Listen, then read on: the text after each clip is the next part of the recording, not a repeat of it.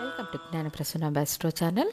ఇవాటి వీడియోలో మనం తెలుసుకోబోతున్న విషయం ప్రభుత్వ దండనను ఎవరు పొందుతారనే అంశం.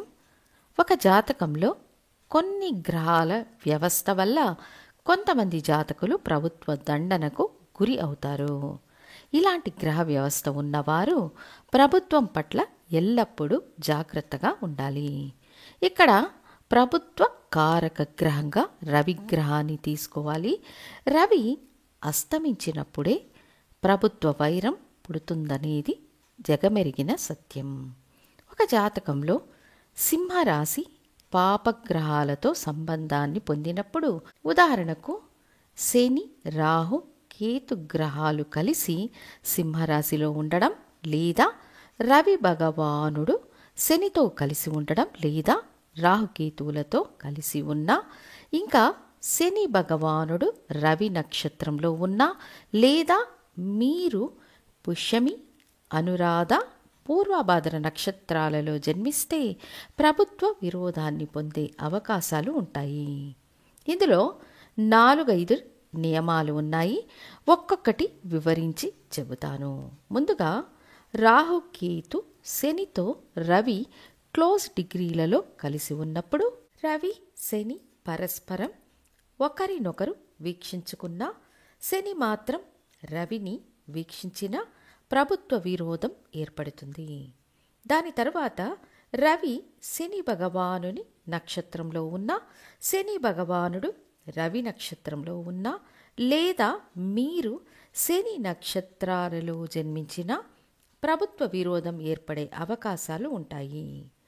సింహరాశి అధిక పాపగ్రహాలతో సంబంధం కలిగి ఉన్నప్పుడు, సింహరాశికి అధిపతి అయిన రవి పాపగ్రహాలతో కలిసి ఉన్నప్పుడు, పాపగ్రహాలు అంటే శని, రాహు, కేతువులతో రవి కలిసి ఉంటే మీరు ఎల్లప్పుడూ ప్రభుత్వంతో జాగ్రత్తగా ఉండాలి.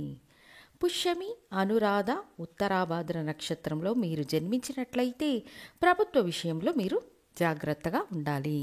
ఇందులో పుష్యమి నక్షత్రంలో జన్మించిన వారు ధనరీతిగా, కుటుంబ పరంగా, సంపాదన పరంగా ప్రభుత్వ దండనను పొందే అవకాశం ఉంటుంది. ఇది ఎలా అంటే, ఉదాహరణకు ఒకరు పుష్యమి నక్షత్రం కర్కాటక రాశిలో జన్మించి మంచి సంపాదన సామర్థ్యాన్ని మరియు రాజకీయాల్లో కీర్తిని లేదా సినీ రంగంలో కీర్తిని సంపాదించి విజయం సాధించారు. తమ ఆదాయానికి సంబంధించిన సరైన మొత్తంలో ఇన్కమ్ ట్యాక్స్ చెల్లించనందుకు ప్రభుత్వం నుండి జరిమానా, దండనను పొందే అవకాశాలు ఉంటాయి. ఇంకా సింహం ఈ రాశికి 2వ స్థానం కాబట్టి కుటుంబ సభ్యులే వీళ్లపై కోర్టు కేసులు వేయడం, వీళ్లకు ప్రభుత్వం వ్యతిరేకంగా తీర్పునిచ్చే అవకాశాలు ఉంటాయి. సో పుష్యమి నక్షత్రంలో జన్మించిన వారికి ప్రభుత్వ రీతిగా, కుటుంబ రీతిగా, ధనరీతిగా ప్రభుత్వంతో శత్రుత్వం సంపాదించే యోగ్యత కలిగి ఉంటుంది. ఇక అనురాధ నక్షత్రానికి సింహం 10వ స్థానంగా వస్తుంది కాబట్టి వృత్తి ఉద్యోగాల రీతిగా ప్రభుత్వ విరోధాన్ని పొందే అవకాశం ఉంటుంది. ఒక ప్రభుత్వ ఉద్యోగంలో ఉన్నారనుకోండి, ప్రమోషన్ పొందలేని పరిస్థితులు, డీప్రమోట్ కావడం వంటి పరిస్థితులు వచ్చినప్పుడు ప్రభుత్వ వ్యతిరేకంగా వీళ్ళు కేసులు పెట్టడం మరియు దాని నుండి వచ్చే సమస్యలను, ఇబ్బందులను ఎదుర్కొనే పరిస్థితులు ఉంటాయి. తర్వాత ఉత్తరాభాద్ర నక్షత్రాన్ని తీసుకుంటే సింహం 6వ స్థానంగా వస్తుంది. రాశికి 6వ స్థానాధిపతిగా రవి వస్తారు. ప్రభుత్వం వీళ్ళ ఆస్తులను స్వాధీనం చేసుకునే అవకాశం ఉంటుంది. ఒక హైవే వేసేప్పుడు వీళ్ళ ఆస్తిని కొంత ప్రభుత్వం స్వాధీనం చేసుకోవడం, దానికోసం వీళ్ళు ప్రభుత్వంపై కేసులు వేసి పోరాడడం వంటివి ఉంటాయి. సో ఈ నక్షత్రాలలో మీరు జన్మించి ఉంటే, లేదా మీ జాతకంలో రవి శని కలిసి ఉంటే, రవి రాహుకేతువులతో క్లోజ్ డిగ్రీలలో ఉన్నారంటే, సింహరాశిలో అధిక పాపగ్రహాలు ఉంటే, రవి పాపగ్రహాలతో గ్రహణ దోషంలో ఉన్న ప్రభుత్వంతో ఎల్లప్పుడూ అప్రమత్తంగా మరియు జాగ్రత్తగా ఉండడం చాలా చాలా ముఖ్యం. శని రవుల కలయిక ఉంటే తండ్రి కొడుకుల సంబంధం ఎలా పాడవుతుందో ప్రభుత్వంతో సంబంధం వ్యతిరేకంగా ఉంటుంది. రాహువు రవి కలిసి ఉంటే మంచి ప్రభుత్వ ఉద్యోగంలో ఉండి లంచం తీసుకోవడం వల్ల ఇరుక్కుంటారు, లేదా ఏదో ఒక షార్ట్ కట్ ఫాలో అయ్యి గవర్నమెంట్కి ఎగ్జామ్ రాసి లంచం ఇచ్చి ఉద్యోగం తెచ్చుకుంటారు.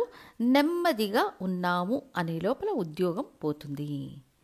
కేతువుతో రవి కలిసి ఉంటే ఆధ్యాత్మిక మార్గంలో ప్రభుత్వ విరోధం సమస్యలు ఏర్పడతాయి.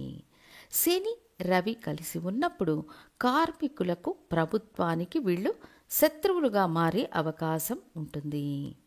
సో ఒక జాతకునికి రవితో కలిసిన గ్రహకారకత్వ రీతిగా ప్రభుత్వ విరోధం, ప్రభుత్వ వ్యతిరేకత మరియు సమస్యలు ఏర్పడతాయి. శని అంటే పనివాళ్ళు, ఇనుప ఉత్పత్తులు, భూమి నుండి బయటకు తీసే ఖనిజాలు. దీని ద్వారా ప్రభుత్వ విరోధాన్ని పొందే అవకాశాలు ఉంటాయి. రవి శని కాంబినేషన్ ఉన్నవాళ్ళు ఈ రకమైన విషయాల్లో జాగ్రత్తగా ఉండాలి. రాహువు అంటే దొంగతనం, లంచం తీసుకోవడం, అది ప్రభుత్వానికి వ్యతిరేకంగా మారడం. కేతువు కూడా అదే విధంగా ఆధ్యాత్మికం, దైవీకం, వీటికి సంబంధించిన విషయాల్లో జాగ్రత్తగా ఉండాలి. సో రవి ప్రభుత్వానికి కారకుడు. ఈ రవితో రాహు కలవడం, కేతువు కలవడం, శని కలవడం, ఇంకా రవి శని నక్షత్రాలైన పుష్యమి, అనురాధ, ఉత్తరాభాద్ర నక్షత్రాలలో ఉన్న ప్రభుత్వ దండన పొందే అవకాశాలు ఉంటాయి. కాబట్టి ప్రభుత్వానికి సంబంధించిన విషయాలలో అవగాహనతో, హెచ్చరికతో జాగ్రత్తగా ఉండాలి. సింహరాశిలో అధిక పాపగ్రహాలు ఉన్నాయంటేనే జాగ్రత్తగా ఉండాలి. జాగ్రత్తగా ఉంటే వీటి ద్వారా వచ్చే సమస్యలను తప్పించుకోవచ్చు. ముఖ్యంగా రవి పాపగ్రహాలతో కలిసి ఉన్నారంటే ఒకే ఒక్క పరిహారం ఆదిత్య హృదయం పఠించడం, సూర్య నమస్కారం క్రమం తప్పకుండా చేయడం వల్ల ఖచ్చితంగా ఈ సమస్యల నుండి బయటపడే అవకాశం ఉంటుందని తెలియజేస్తూ ఇంకొక ముఖ్య వీడియోతో మీ ముందుంటాను. ధన్యవాదాలు.